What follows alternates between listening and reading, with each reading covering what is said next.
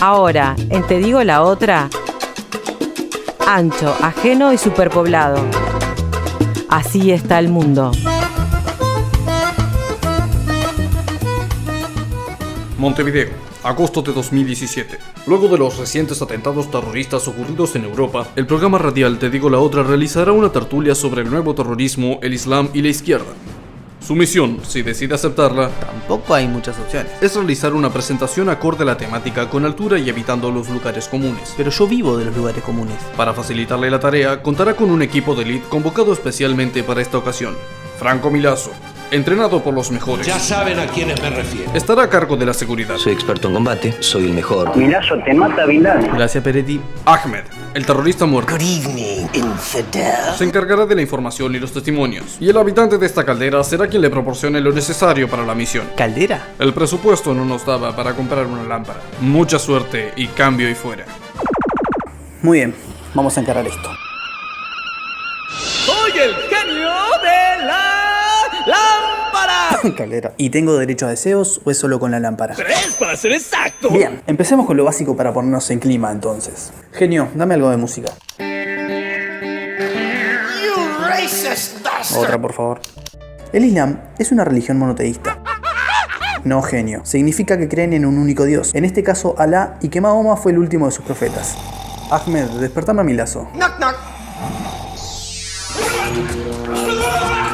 ¿Qué es lo que pasa acá? Tenés que estar alerta, no te duermas, ¿sí? El origen del Islam se remonta a la misma parte del mundo donde surgieron el judaísmo y el cristianismo. Y de hecho, los musulmanes integran a los protagonistas de las historias, como Adán, Noé, Moisés o Jesús, que son considerados profetas islámicos. Esta religión se divide en diferentes corrientes, siendo la más representativa los sunitas, aproximadamente un 90% de los musulmanes, y los chiitas, gran mayoría del 10% restante. Esta separación ocurrió luego de que Mahoma muriera sin descendencia masculina y se tuviera que elegir quién sería el nuevo califa. Los chiitas consideraban que el candidato debía ser Ali, el primo de Mahoma y que estaba casado con su hija, el único heredero debido al lazo de sangre con el profeta según esta facción. Los sunitas, por otro lado, apegados al texto manual escrito por el mismo Mahoma, mantenían que el califa debía ser elegido por la comunidad musulmana. Estas corrientes han estado enfrentadas desde entonces y siendo el foco de diferentes guerras civiles en varios países del Medio Oriente. Con una organización que hace recordar a la Hidra de Lerna, los grupos terroristas realizan sus ataques a lo ancho del globo, y no solo en territorio occidental, como podría llegar a creerse por la cobertura de dispar que realizan los medios. Pero para hablar de este tema, que tampoco soy el más indicado y tengo que devolver la caldera, el muñeco y acostar a Milazzo.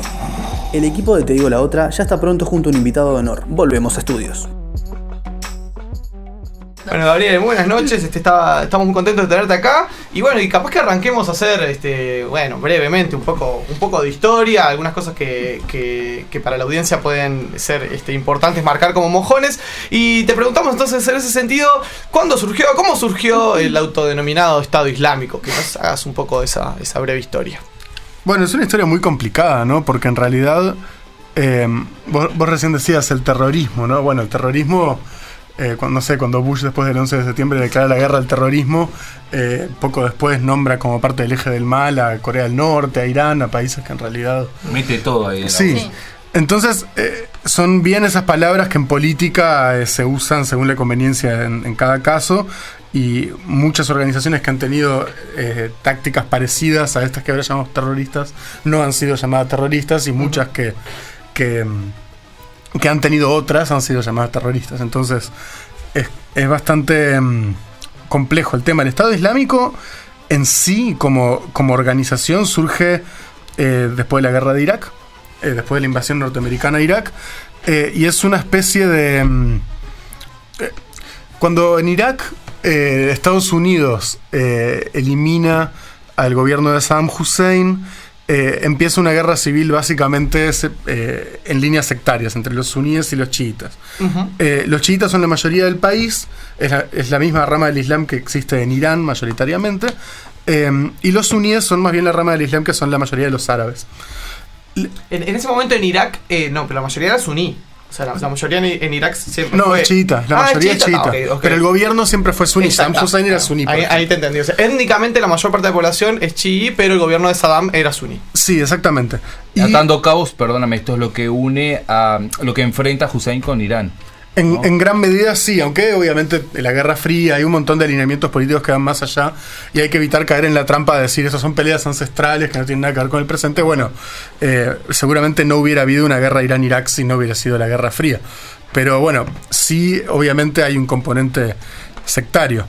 Y lo que ocurre cuando se saca Saddam Hussein, que es suní, es que los suníes en el nuevo Estado iraquí pasan a estar muy subrepresentados, y hay una serie de ciudades del oeste de Irak donde hay una gran insurrección de suníes, principalmente Fallujah, pero también otras. Y esa insurrección es comandada por Al-Qaeda en Irak. Esto es bien interesante porque Al-Qaeda es una organización que surge fundamentalmente con un liderazgo saudí en Afganistán, que es la que organiza el 11 de septiembre, pero que no tiene nada que ver a priori con Irak. Pero cuando Estados Unidos invade Irak con la excusa de que Al-Qaeda tenía vínculos con Saddam Hussein, cosa que era mentira, ahí aparece Al-Qaeda en Irak. Entonces hay una cosa que es muy irónica, que es que el Estado Islámico es una consecuencia directa de la intervención norteamericana en Irak.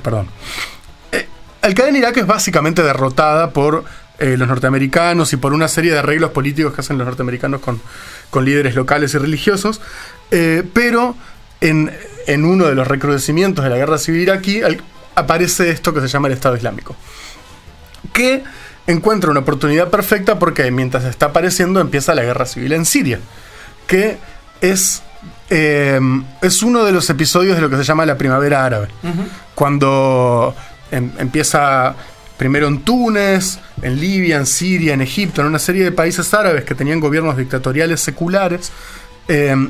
Hay una serie de rebeliones populares que, dependiendo del país y de cómo se las mire, que era lo que reclamaban. En algunos países tenían un tinte más liberal en términos de demanda de democracia. En otros países tenían un tinte más islámico, porque en las grandes dictaduras nacionalistas seculares de Oriente Medio, los partidos islámicos estaban prohibidos. Es el caso de Egipto, por ejemplo, con la Hermandad Musulmana, que ni bien hubo elecciones, ganó, y después hubo un golpe de Estado contra la Hermandad Musulmana, y el presidente de aquel entonces sigue preso.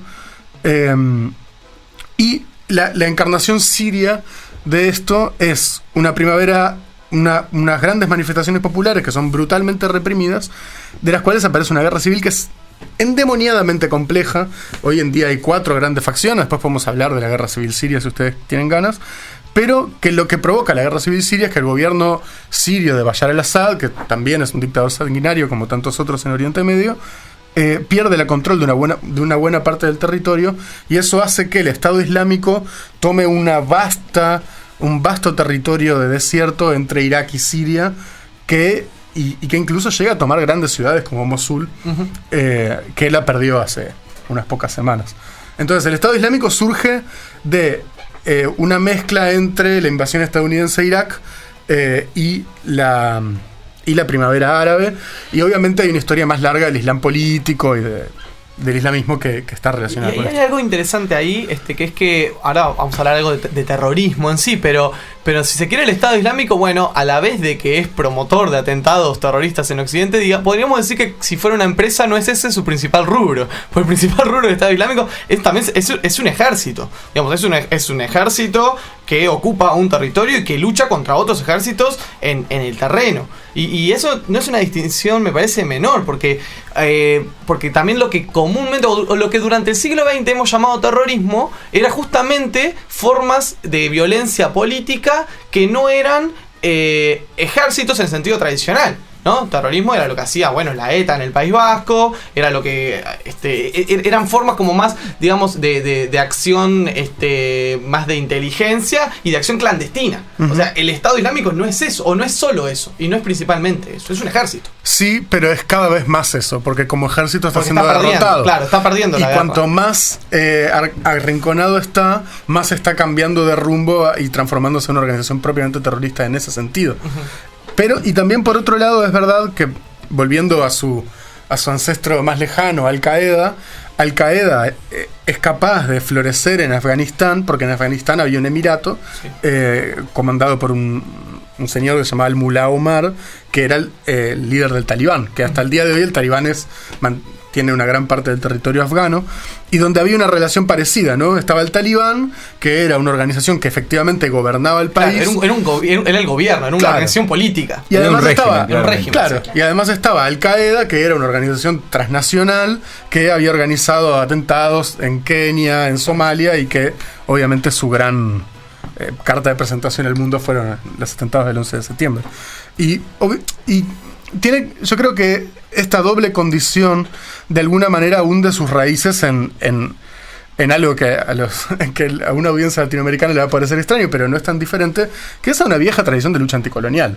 O sea, esta especie de dialéctica entre tratar de crear un nuevo Estado, pero además usar tácticas de guerrilla para echar a un invasor, porque en última instancia nunca hay que olvidar de que no hay violencia terrorista islámica en situaciones que no sean las de lucha contra una invasión occidental.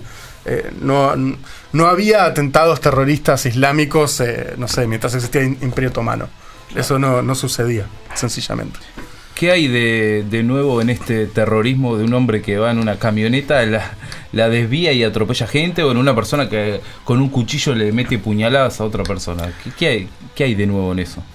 No mucho, en realidad. Si uno piensa, por ejemplo, en el 11 de septiembre, era muy poca gente, con unos medios muy precarios, con un ingenio enorme, hicieron una cosa muy grande, pero era agarrar un avión comercial y estrellarlo contra un edificio. Y bueno, justamente cuando uno está en una situación tan desventajosa, el tipo de tácticas que se usan son muy... son de este tipo, ¿no? Muy amateur, por decirlo de una manera. Si uno piensa, por ejemplo, en el proceso de las intifadas palestinas, al principio la primera intifada es una gran insurrección popular, pero cuando las fronteras en Israel empiezan a aparecer muros, empieza a haber checkpoints, empieza a haber un control más ahogante sobre la población palestina, lo que empezamos a ver en los últimos años es gente que va con un puñal y apuñala a alguien en Jerusalén, porque son los medios que se pueden usar en una situación tan controlada. Y eso por un lado, ¿no? Si hubiera que analizarlo en términos más macro. Y por otro lado, tiene que ver con esta forma tan confusa como ha estado evolucionando la violencia política islámica en Europa, que si bien el Estado Islámico se atribuye estos atentados, no es obvio que estén organizados por el Estado Islámico. Más bien lo que parece es que hay una red bastante laxa de musulmanes radicalizados, la mayoría de ellos nacidos en Europa. Sí, europeos. Ciudadanos de los países europeos. Pero que muy afectados por las guerras que están habiendo en Oriente Medio, por el racismo que hay en Europa, por la desesperación económica que tienen las poblaciones migrantes periféricas, encontraron en el Islam político un sentido de la vida y que bueno, recurren a esto, pero creo que estas cosas lo que demuestran no solamente es que no tienen, o sea, justamente lo que demuestra esto es que no tienen otros medios, o sea, que son personas que no parecen estar especialmente organizadas ni entrenadas ni... Sí, antes de pasar, Gabriel, a todo lo que tiene que ver con el Islam y demás, la guerra en Siria, uno lo mira desde afuera y parece que Occidente ahora estuviese un poco arrepentido de haber intervenido en Siria. ¿Se equivocó Occidente, se equivocó Estados Unidos en esa intervención? Siria es una pregunta muy difícil, ¿no? Los contrafácticos siempre son complejos. En realidad... Hay teorías más conspiratorias, por ejemplo, lo que uno podría ver... Me gustan las teorías. Lo que uno podría ver, por ejemplo, en las agencias de noticias rusas, no sé, en RT. Que es, la primavera árabe es un invento de la CIA para destruir a los estados seculares de Oriente Medio. Y los rusos piensan eso porque vieron el Maidan en Ucrania y cómo... Bueno, yo no creo eso. Yo creo que el de primavera árabe fue una insurrección popular.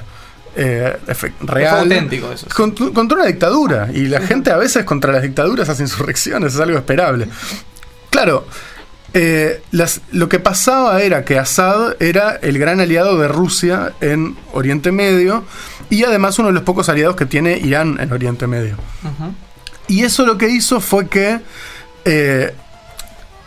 quedara claro desde el principio que Rusia e Irán no iban a permitir que Assad cayera, pero al mismo tiempo Estados Unidos lo vio como una gran oportunidad para hacer a Assad caer. Entonces, y las guerras sirias se transformaron en una guerra por proxy entre Rusia, Irán, Estados Unidos, Turquía, Arabia Saudita. Todas las potencias regionales decidieron transformar tal como no se pueden pelear abiertamente, se pelean matando sirios. Entonces es difícil decir si Occidente hubiera intervenido o no, porque Occidente estuvo desde el principio en la formación de esa situación. Entonces sí, yo creo que después de la guerra de Irak y de lo que pasó en Libia, porque por ejemplo muchos de los migrantes, los refugiados que ahora están muriendo en el Mediterráneo, pero los que llegan están sobrepasando las capacidades europeas para absorber inmigración, son fruto de la guerra civil de Libia, que fue bastante parecida.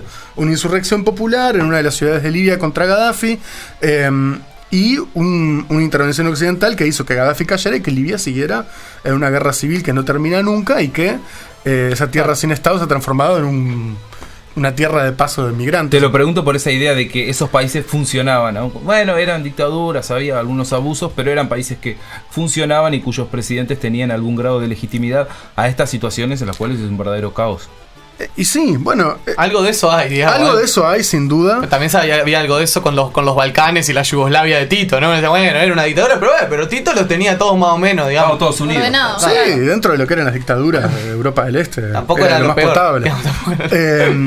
No, yo creo que esa pregunta nos lleva bien a cómo son las luchas políticas en esos países.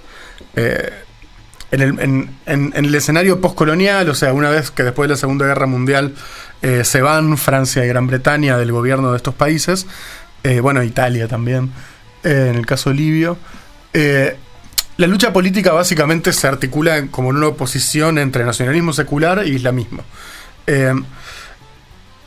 Con el auge de la teoría de la modernización, en la Guerra Fría, lo que ocurre es que un montón de militares nacionalistas seculares toman el gobierno en todos estos países y como que los tratan de llevar a estándares, no del todo, pero en muchas cosas relativamente occidentales de vida.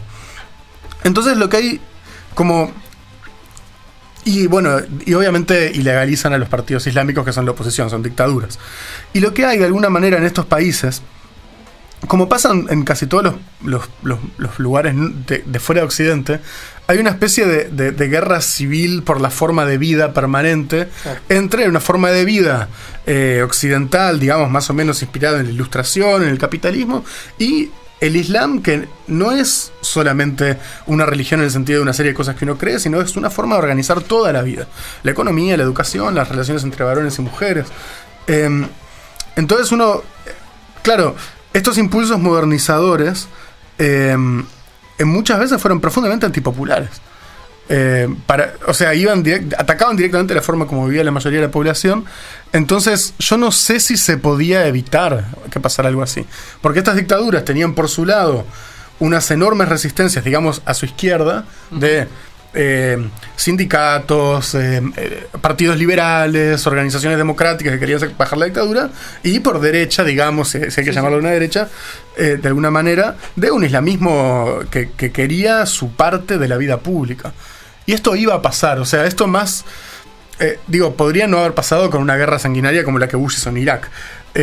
Pero creo que sí tenemos que entender de que en algún momento el Islam iba a ser una de las grandes formas políticas del mundo. Y el Islam en Occidente, ¿no? Porque también existen los islamistas que viven en Occidente y que viven integrados a las sociedades occidentales. Ahora, claro, el gran faro de eso es el alcalde de Londres, ¿no? Sadiq, que bueno, lleva adelante todo, como que es el abanderado en el mundo de, miren, los islamistas podemos ser personas razonables. En mi caso, el alcalde, ¿no? Hablando por el alcalde, soy hasta un socialdemócrata, creo, en los derechos de las mujeres y en la diversidad sexual, y no tengo problema con nadie, y hago el Ramadán cuando toca hacer Ramadán, y mis hijas lo hacen, pero tanto... Bueno, eso también existe, si bien es un poco caricaturizado, y a veces hasta en el caso de él parece un poco forzado, marketinero, ¿no? Es súper marketinero, pero bueno, pero existe, ¿no? Y está ahí, y ni que hablar que en Estados Unidos viven miles y decenas y cientos de miles de musulmanes completamente integrados a la vida pública norteamericana. Entonces, como esta relación de Occidente con el Islam no tiene por qué ser solamente vista en clave de conflicto, ¿no? De extrañeza. Sí, ahí hay muchas cosas ahí. Primero, sí, claro, que eso nos hace pensar que es Occidente, ¿no? Porque en realidad el Islam siempre estuvo en Occidente. Desde que hay Occidente, hay Islam en Occidente. España fue musulmana, el sur de Italia fue musulmán, en los Balcanes está lleno de musulmanes, en Rusia está lleno de musulmanes, hubo comerciantes musulmanes en todas las grandes ciudades europeas, en toda la historia. Entonces, tampoco hay que hacer de cuenta de que esto es un fenómeno nuevo. Y el Islam, además, tiene una tradición mucho más fuerte que el cristianismo, por ejemplo, de tolerancia de otras religiones. Siempre en los grandes estados islámicos, digamos, anteriores a la modernidad,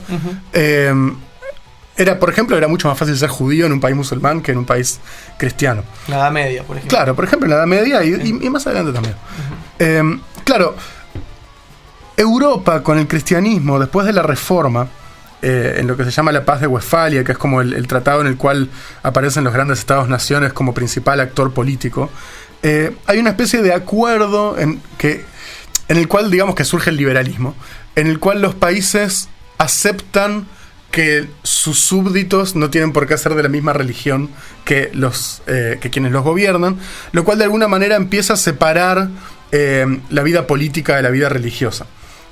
Digamos, a César lo que es del César y a Dios lo que es del Dios, en la tradición cristiana. Y el Islam es mucho más complejo, porque en el Islam eso nunca pasó. O sea, el Islam es una tradición en la cual la doctrina religiosa, la forma de gobierno y la forma de vida están articuladas en una sola teoría. De una manera que el cristianismo no lo tiene y quizás la ilustración sí. Y eso hace las cosas mucho más complejas. Por supuesto que en los lugares donde los musulmanes son minoría, ellos se adaptan a la situación. Pero también me parece que una parte importante de un discurso, digamos, tolerante, abierto hacia una comunidad como es la musulmana, tiene que entender de que no es que los musulmanes solamente van a tener un par de como pequeñas señas multiculturales, pintorescas, sino que es una forma de vida que va a afectar la forma como nos relacionamos, y eso hasta puede ser bueno vivir con eso. Claro, tiene sus partes más horribles. Obviamente no hay que negar de que el Islam en sus preceptos, en su teología, en la práctica de la mayoría de sus fieles, tiene una relación con las mujeres muy complicada. Pero bueno, también... Que también la tiene el cristianismo y también la tiene el judaísmo, pero que como vos decís, son religiones que de repente cada vez se han tendido a meterse menos en la vida privada y pública de los fieles y circunscribirse al ámbito de lo meramente del culto religioso y del templo. Y todas las religiones cambian, y yo creo que el Islam, al igual que el cristianismo, al igual que la Ilustración, es un terreno de disputa. Y tal como, no sé, el comunismo en los años 20 era feminista y estaba a favor de la liberación sexual, y el comunismo en los años 50 era una maquinaria machista totalitaria horrible, el Islam también en diferentes momentos ha implicado diferentes cosas. El Islam como un monstruo, digamos, si me guío por lo que vos me decís, parece una construcción bastante reciente, ¿no? Sí. Como el lugar oscuro de la humanidad, ¿no? Donde está lo más atrasado. Sí, de hecho, al contrario, el Islam durante la mayoría de la historia fue lo más avanzado de la humanidad. En términos científicos. Sí, en Bagdad, mientras... No diría en la Edad Media, porque la Edad Media solo existió en Europa. Sí. Mientras Europa estaba en la Edad Media, en Bagdad había una universidad que se llamaba la Casa de la Sabiduría, que era donde se descubrió todo el álgebra contemporáneo. Damasco, Beirut eran ciudades tremendamente ricas y florecientes y abiertas y multiculturales. No sé, viajeros como Ibn Battuta, que recorrió el mundo desde Marruecos hasta la China y escribían... O sea, realmente... sí es una caricatura decir que el Islam es lo más atrasado del mundo. Volviendo a lo de Gabriel, sí. ¿qué hace? ¿Cómo hace la izquierda con todo esto? ¿No? Que esta menuda pregunta, ¿no? ¿Cómo hace la izquierda ante este dibujo del Islam en el cual... Porque uno de repente como persona joven de izquierda en el Uruguay se ve constantemente, digamos, tironeado por decir, a ver, no quiero comprar la caricatura yanqui del musulmán como el enemigo, no sé qué, me quiero alejar de eso, pero a la vez también, a veces surge el otro pensamiento de decir, está la cuestión de ante la barbarie, digamos, como la reacción es como unirte con los ilustrados y los liberales. Y bueno, ante el monstruo fascista del Estado Islámico que tira gente de los edificios y prende fuego a personas, como si, bueno, nada, ante eso que no queda otra respuesta que decir, que condenar y entonces, bueno, sí, la izquierda está re incómoda con eso. Sí, si me permitís, Mauro, ahí hay como una contradicción que por un lado es lo religioso, todo lo que nos implica lo religioso para nuestra izquierda laica, o si se quiere hasta cristiana, que nos choca mucho, y por otro lado el antiimperialismo, ¿no? Claro. Decir, bueno, estos son países que se le han plantado a nuestros enemigos y por lo tanto son amigos. Bueno, ese es un gran tema. Para mí hay básicamente sí dos maneras de ver este tema de la izquierda.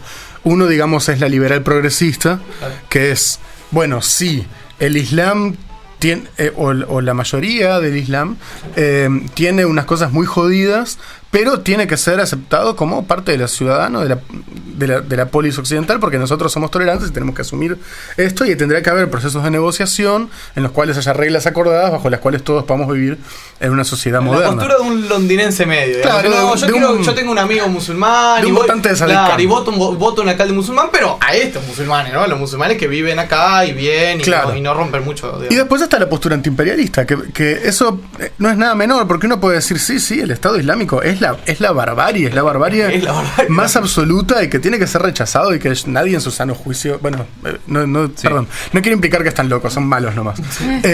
Pero digo, no es defendido el Estado Islámico, pero al mismo tiempo nunca hay que olvidar de que toda la barbarie que es capaz de desplegar el Estado Islámico fue desplegada 1000 veces por Estados Unidos en ese mismo territorio hace muy poquito tiempo.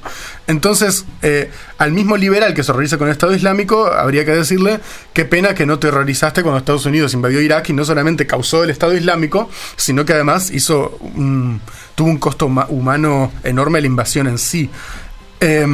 Y eso para mí nos trae a un problema que es un problema que no tiene resuelta la izquierda, que es cuál es la relación, porque esta tradición antiimperialista, anticolonial, que de alguna manera cuestiona en un sentido muy profundo al imperialismo occidental, es decir, no solamente el imperialismo occidental en tanto se lleva nuestras cosas, sino también en la forma como impone ciertas formas de vida, impone cierta forma de entender el mundo, destruye lenguajes, creencias, religiones, formas de vida. Cómo nosotros, desde el interior de la tradición de la Ilustración de Occidente, criticamos eso, pero al mismo tiempo tenemos que lidiar con que nuestros compañeros antiimperialistas están fuera de la tradición de la Ilustración. Y eso muchas veces genera todo tipo de contradicciones que implican unas negociaciones políticas bastante complejas. Pienso cuando Foucault demostró simpatía por la revolución iraní, cuando uno criticando a la ocupación israelí, enseguida vienen, bueno, sí, pero jamás. Bueno, son juicios políticos muy complejos y creo que es como con Venezuela, ¿no? A uno lo interpelan a decir, ¿estás a favor o estás en contra?